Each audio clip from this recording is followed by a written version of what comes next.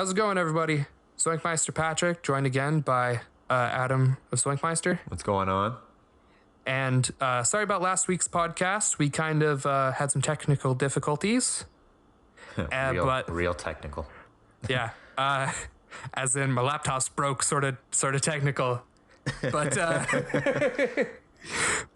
this week we'll be doing it. We'll be talking about sort of the re-rise or the coming back of platformers or classical platformers, and as well as we'll touch a little bit on the new rise of the battle royale genre in gaming. So kind of a sort of where gaming is going now. Yeah. So, well, let's start with, I guess, this sort of invigorating of the platforming, classic style platforming.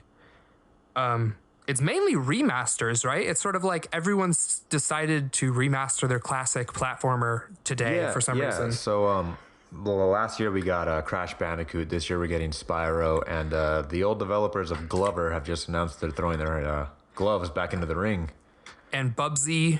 Oh yeah, and there was Bubsy. I mean, that was 2D. We're talking mainly about 3D platformers, I guess. But yeah, 2.5D. I mean, 2.5. Yeah. Yeah, it had some depth.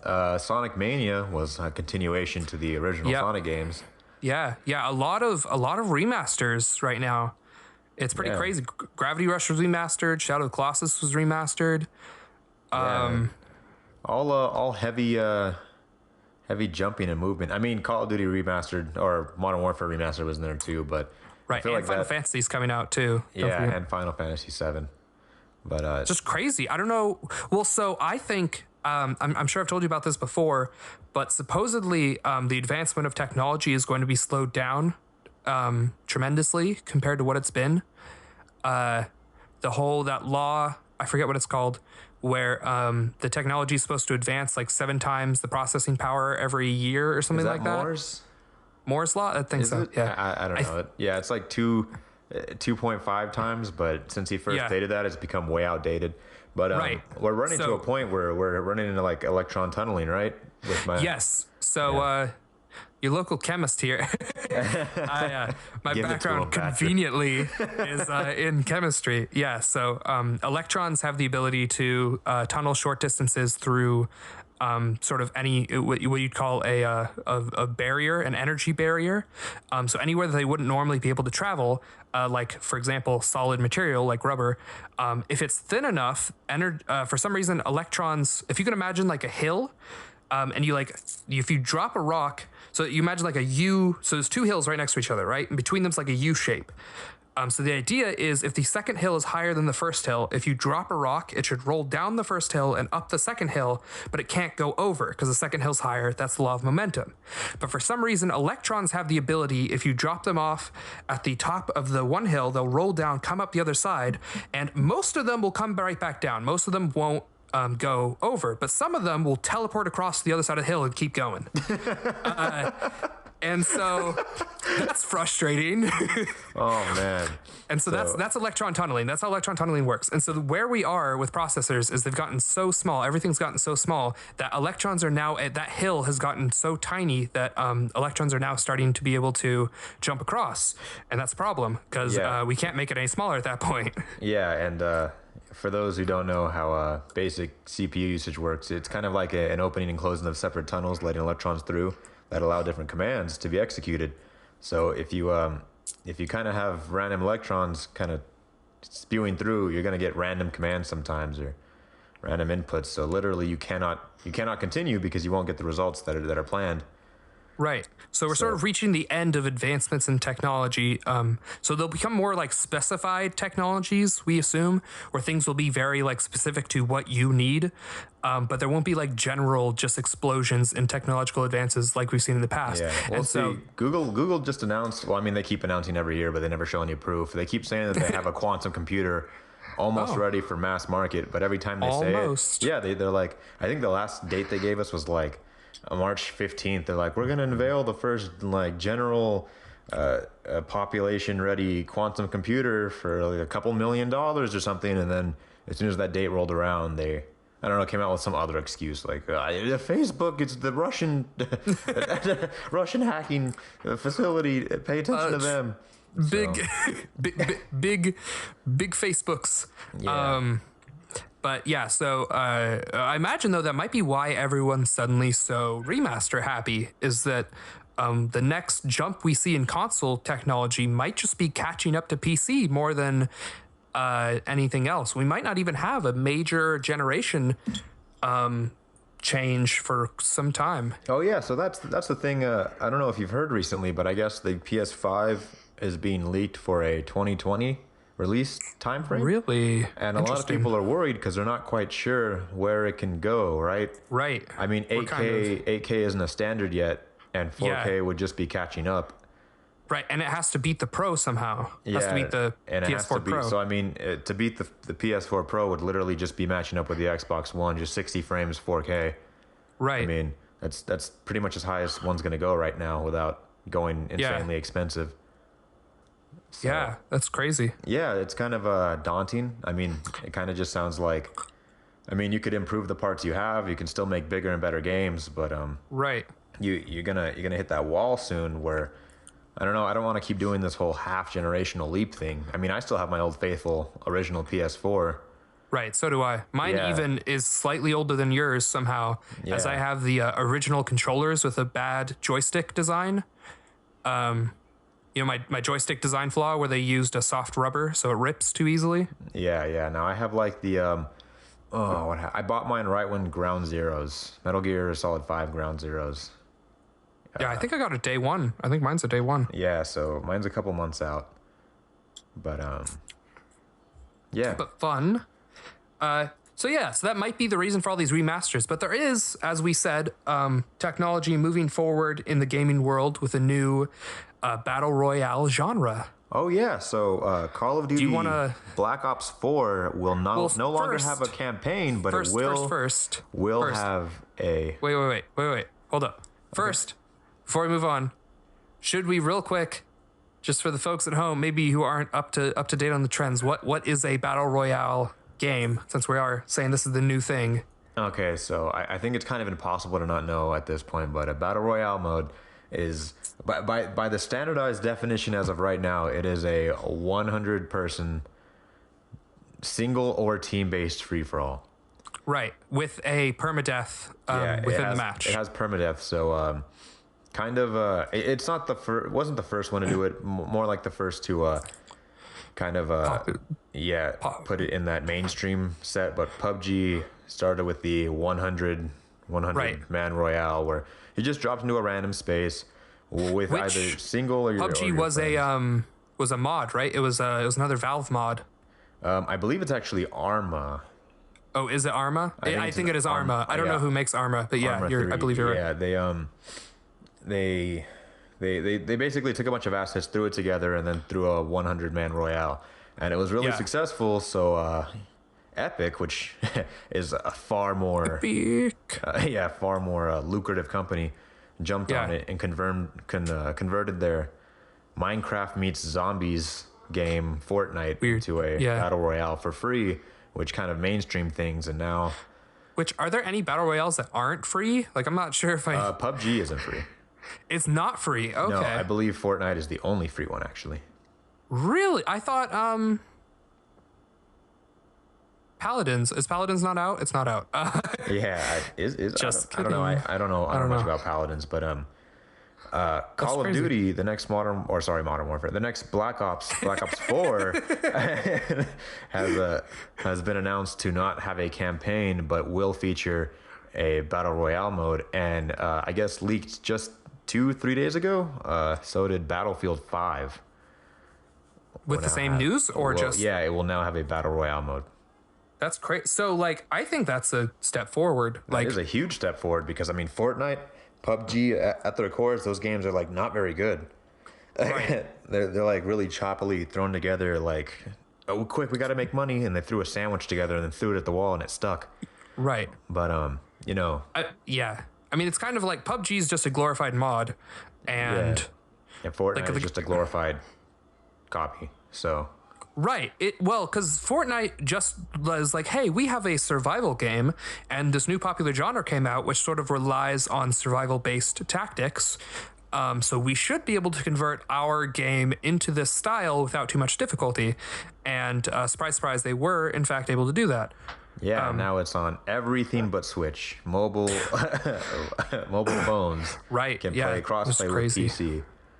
Well, so the fun thing, so the only other bit of Battle Royale that we forgot to mention is that there is you're dropped into any point on the map.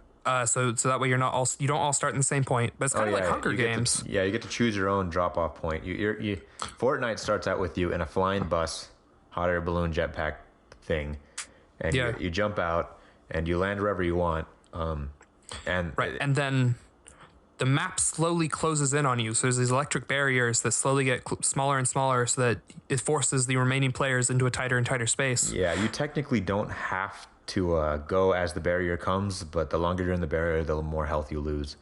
So yes, and the rate of health loss goes up, I think. Yeah, but the more strategic you play, I mean, you could even like hide on the barrier of the field and like slowly kind of eat your way towards the center. Yeah. But I mean, as far as the game goes, it's actually a really smart idea, but the base games they're using aren't very good. Well, and it's kind of fun. It is pretty much just Hunger Games, right? Like except Hunger Games it's like Hunger Games sped up. Yeah. I think what it kind of comes down to. Yeah, 100 because I remember there was this before PUBG. There was this game that was just like straight up like Hunger Games, the video game, and it was a battle royale. It was only like 20 people, but all the rest was the same thing. There was like a barrier that closed in, and you had to like scourge for stuff, and you were spawned at a random location. You get to choose your spawn. It was a lot simpler, but same sort of thing. And it's kind of funny when I saw that at the time, I was like, oh, that's kind of cool, but like it'll never catch on. Yeah, I mean, when you think about it, I mean, all battle royale is like permadeath free for all.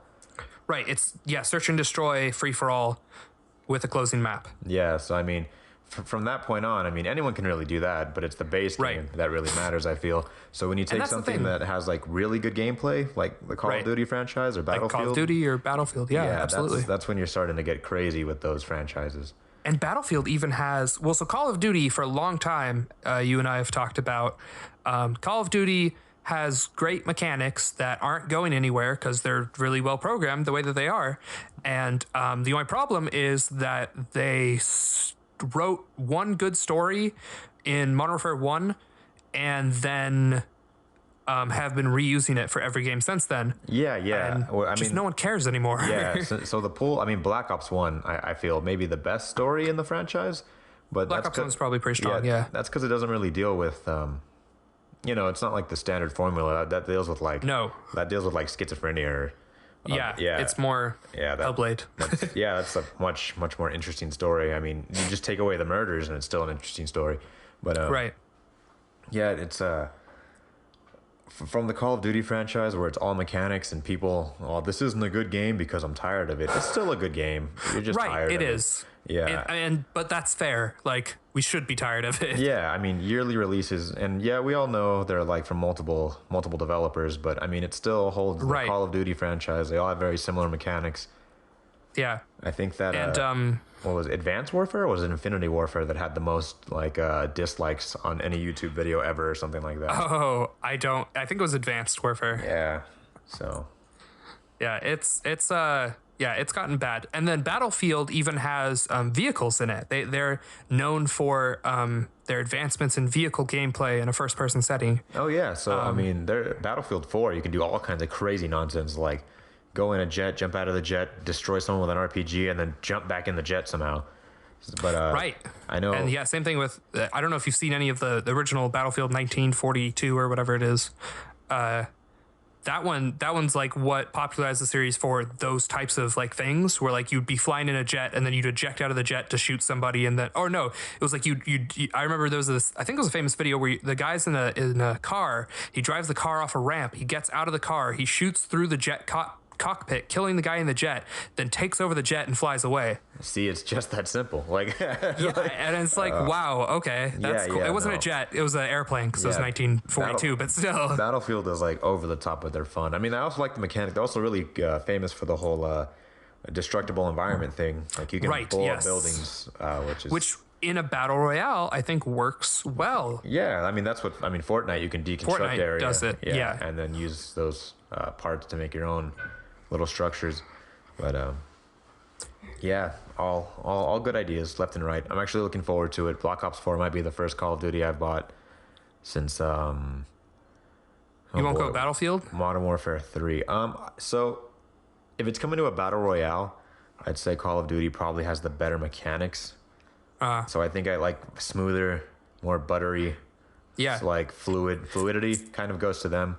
Do you think they'll keep the like wave dashing junk they've been doing and wall running and stuff that they threw in, like Titanfall style? Titanfall, so, I wow. mean, the last Could you game, imagine a Titanfall battle royale? See, that sounds crazy. That's what I want. Call of Duty World War II kind of ditched all of the previous franchises kind of clutter, but now it's Black Ops 4, so I'm not really sure. Different company, so they're kind of... That's probably going to bring back the augmented body part. Yeah, for anyone who doesn't know, there's 3 companies currently making Call of Duty games. So each 3 in a row are kind of the same generation. There's no really improvements. The improvement comes every 3rd game or so, because there's 3 different companies all working on the game. They've been working on the game, and so they can't make improvements from the game that just came out, as they're 2 years into making the game at that point. So like in the old days, there's only 2 companies, but from Modern Warfare 2 and Black Ops 1 were kind of the same technology-wise, and then Black Ops 2 and Modern Warfare 3 were the same technology-wise, and so on and so forth. Yeah, whereas now, I mean, in general, technology is getting more and more advanced, and that takes more and more time. So, I mean, it's kind of hard to say, oh, they're adding a battle royale mode because it's now getting mainstream. I mean, probably, yeah, that was the initial thought, but they probably did it like a year or 2 away, like before. It's not like they just threw this together right now. I mean, no. Well, though it probably doesn't take a whole lot of work to turn it into a battle royale. But if they weren't making a campaign, they weren't making a campaign, right? That's been 2 years in the works. Yeah. Not making a campaign. Oh yeah. You can't just like decide. I mean, I guess you could. Like, let's just throw it all away. Right. Like no, right now. We don't need that. Yeah, we've already developed a campaign. 2 years in, we only need the last level. Let's just we'll save it for the next game. Yeah, no. What are you gonna bug test it? What do you have QA testers in your pocket? Yeah. No, that's there. I mean, people do that. They throw away huge chunks of game. We don't have QA money. Like yeah. Pandemic's Battlefront 3 was 90% it was 90% done. 90% done when they canceled it. And it's actually rumored that the 90% finished prototype is somewhere in someone's like closet somewhere. Which it's happened before. What game was it? I know there's a bunch of games that have been found places that were unfinished prototypes. I mean, every Nintendo 64 DD game that isn't Captain Falcon or not even. I think Mario Paint and F-Zero are the only games that came out or something like that. So every other subsequent game was found. They're all prototypes. Wow. So there's a Super Mario 64 prototype that was found in a game shop in Japan. Right, wasn't there the Star Fox 3, whatever? Oh yeah, Star Fox 3 was actually 100% complete. It's a completely finished game, but the N64 was right over the horizon, so they canceled the entire game and started Star Fox 64. Then they ended up re-releasing it on the SNES Classic, which I have. Right, so. And then they also made Star Fox Zero, which is kind of, they just used a lot of ideas from that. Oh yeah, Star Fox Zero is like... There's another remake. Okay, so Star Fox 1 on the NES, and then Star Fox 2. Oh, wait, no, sorry. SNES? Yeah, SNES. And then Star Fox 2, which was 100% done and then canned, and then they remade Star Fox 64, or made 64. They ended up re-releasing it as Star Fox 64 3DS, and then Star Fox Zero is the way they intended it to be if they remade the, SNES version that they wanted to have with like modern technology, which is like even a remake of there's like Star Fox Command or whatever, right? The DS one. Oh yeah, it was just kind of I don't even know what's going on there. I've never played that one. I have it. Hey, but that's where games are. That's where games might be going. A lot of remasters, and the battle royale is kind of our new beacon. Yeah, it's kind of scary, right? World. Like, I mean, will Red Dead Redemption have a battle royale? and it's a little even like, I don't know. I honestly like the channel ZoinkMeister hasn't played any like brand new games. Really, I mean, we had Fortnite, but like the one stream, we haven't had like a proper videos on anything new or hip or whatever. And the reason why is it's just kind of battle royale right now. There's no real spectacular games out. Yeah, luckily, I mean, this is being recorded on the 19th, but God of War is coming out tomorrow, and I'm looking forward to it. I don't know if I'm gonna do a video on it because we're gonna sound like chumps now, aren't we? Yeah. I'm definitely gonna. There's nothing good. Oh. Has like 27 consecutive 100 scores or something like that. It is now the second best PS4 game. Or actually, because this will be coming out 4 days after that, release. So yeah, like nothing good's out. Yeah. Like, are you freaking kidding me? That's a spectacular game 4 days ago. As of the time this launches, it'll probably I might have a quick couple minutes of it to see what I feel about God of War. Are you gonna get God of War, Patrick? No, because I'm Spider-Man. Oh, I was actually going to get Bulletstorm. It's on sale on PlayStation Plus right now for like 70% off or something like that. Oh, wow. So it's only like $10 or something like that. And so I was actually going to get that, but then I decided Spider-Man. So I mean, Spider-Man comes out in like September, right? So, I know, but I'm still in the middle of Gravity Rush and I haven't finished Nier Automata yet. So I'm trying to. I found out, this is kind of random, but I found out that so I want to complete Gravity Rush 2 because it's my favorite game of all time, and I like saying that I liked it so much I completed it. But there's something called the Delvool mining trench, which is annoying and very difficult. And but I found out at the end of it you get a reward that is making it suddenly all worth it. So that's what I've been spending my time on recently. Okay. Is lots of Gravity Rush. Yeah, I myself actually finished the Half-Life universe. Oh, fun. Yeah, 1, 2, all the episodes, Portal 1, Portal 2, and I think I just need a Half-Life 1. That'll never be remastered. Blue Shift. I know, they're never going to touch that. They can't touch Speaking Half-Life. of remasters. It's over. It has to be. But that's another topic, I think. I think we can probably talk all about the economics of video games. Yeah, but... Meta of video game releases. Yeah, Half-Life is definitely a topic on its own, but... Right. Yeah. All right. I guess we'll see you guys all next week then. This is a good time to wrap it up.